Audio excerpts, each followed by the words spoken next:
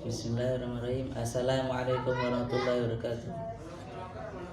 Bismillah, walhamdulillah, wassalatu wassalamu ala rasulillah Muhammad bin Abdillah, wala haula wala quwwata illa billahil azim. Subhanaka la ilma lana illa ma 'allamtana innaka antal alimul hakim.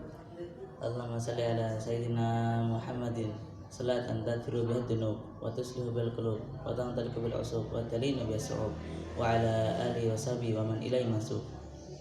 Allahumma salli wa sallim ala sayyidina Muhammadin miftahi babi rahmatillah adad ma fi ilmillah salatan wa salaman da'imin ibdamil kullah wa ala alihi wa sahbihi wa man wala amma ba'd. Pertama-tama mari kita panjatkan puja dan puji syukur kepada kehadirat Allah Subhanahu wa taala yang telah melimpahkan begitu banyak nikmat kepada kita. Nikmat dari kesehatan, iman maupun Islam. Dan semoga salam tercurah kepada baginda kita, baginda Nabi besar Muhammad sallallahu alaihi wasallam. Hadirin kiram yang saya hormati serta yang saya takzimi, Ustazuna Ahmad Saifullah selaku pengasuh pondok Madrasah Koni beserta keluarganya, serta tidak lupa Ustazuna Budiansyah beserta keluarganya. Semoga beliau selalu dipanjangkan umurnya dalam ketaatan kepada Allah Subhanahu wa taala. Al-Fakir akan membacakan satu hadis dari kitab Arba'in Nawawi, yaitu hadis yang ke-10. An Abi Hurairah radhiyallahu an qala Rasulullah sallallahu alaihi wasallam, inna Allah ta'ala tayyibun la yaqbalu illa tayyiba wa inna Allah amara al-mu'minina bima amara bil mursalin faqala Allah ta'ala ya ayyuhar rusulu kullu min tayyibati wa'malu salihah wa qala Allah ta'ala ya ayyuhalladzina amanu kulu min tayyibati ma razaqnakum thumma dzakara rajulun yutilu safar ash'ad aghbar yamuddu yadayhi ila sama ya rabbi ya rabb wa mat'amuhu haram wa mashrabuhu haram wa malbasuhu haram wa ghidal fihi haram wa anna yustajabu lidzalik rawahu Muslim.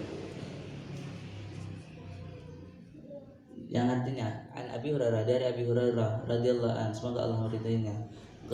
Beliau berkata, qala Rasulullah sallallahu alaihi wasallam, Rasulullah sallallahu alaihi wasallam bersabda, innallaha ta'ala, sesungguhnya Allah ta'ala thayyibun, baik, la yaqbalu, tidak akan terima illa thayyiba, kecuali kebaikan atau yang baik saja.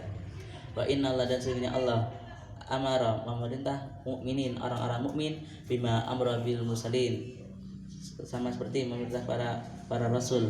Faqala ta'ala, faqala Allah ta'ala, Allah ta'ala berfirman, ya ayyuhar rasul, wahai para nabi, kulu, makanlah, min thayyibat, dari yang baik, wa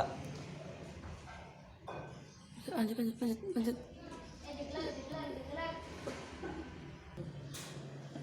Kulu, makanlah, minat thayyibat, dari yang baik, wa'malu, dan kerjakanlah salihah, amal-amal salih. Wa qala Allah ta'ala, dan Allah ta'ala berfirman, ya ayyuhalladzina amanu, wahai orang-orang yang beriman, kulu, makanlah, min thayyibat, dari yang baik, ma razaqnakum, apa yang dirizkikan kepada kalian. Summa dzakara, kemudian ada seorang pemuda yutil safar, yang bepergian, asy'ad, dan badannya akbar, sangat lusuh serta berdebu, yang muddu yadai, ia mengarahkan yadaihi, kedua tangannya, ila sama, ke langit, dan ia berkata, ya Rabbi, wahai Tuhanku, mat'amu haram, dan makanannya haram, wa mashrabu, dan minumannya haram, wa malbasu, dan pakaiannya haram, wa ghudhiya bil haram, serta ia tumbuh dari yang haram. Fa anna yustajabu lidzalik, maka bagaimanakah doanya akan diterima oleh Allah Subhanahu wa taala. Makna hadis ini adalah salah satu dari hadis-hadis yang menjadi rujukan para ulama, dan antara hubungan erat antara makanan dengan doa. Apabila setan melihat makanan ini adalah dari makanan yang haram digunakan untuk beribadah, maka setan tidak akan menggodanya, karena jelas-jelas itu tidak akan diterima. Sedangkan apabila makanan sendiri itu halal dan digunakan untuk ibadah, maka setan akan bergegas untuk menggodanya.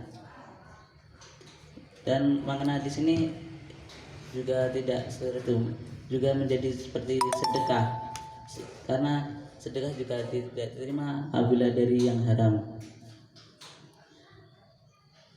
La tuqbalu salatu bidur wala sadaqatun min ghulin. Tidak diterima salat tanpa bersuci, dan juga tidak pula sedekah dari hasil penipuan. Yang dari hasil penipuan itu yang pasti haram, maka sedekahnya tidak akan diterima oleh Allah Subhanahu wa taala. Lalu jangan sekali-kali kita memakan sesuatu yang haram, karena apabila kita memakan sesuatu yang haram, salat kita pun juga tidak diterima. Dan ada pun lagi sedekah yang kita gunakan untuk mendapatkan pahala menjadi sia-sia. Bahkan kita juga diancam oleh Allah Subhanahu wa taala, siapa yang mendapatkan harta dengan berdosa atau haram, kemudian ia sambungkan silaturahim dengan hartanya itu, atau ia bersedekah dengannya, atau ia salurkan di jalan Allah, maka semua hartanya itu akan dikumpulkan kemudian dimelahirkan ia dengannya ke neraka jahanam. Sahabat Ibnu Abbas radhiyallahu anhu pernah tanya mengenai seseorang yang pekerjaannya yang menzalimi seorang ataupun usahanya haram, kemudian dia bertaubat dan melaksanakan haji dan segala amal ibadah menggunakan harta yang pernah dia gunakan yang dari hal yang haram itu. Dan Sayyidina Ibnu Abbas radhiyallahu anhu berkata, sesuatu yang buruk tidak bisa membersihkan sesuatu yang buruk juga. Sebagian ulama menyatakan hadis ini bermakna umum, tidak terbatas saja untuk ahli perkara sedekah. Allah Subhanahu wa taala tidak menerima sedekah dari yang bersara harta haram.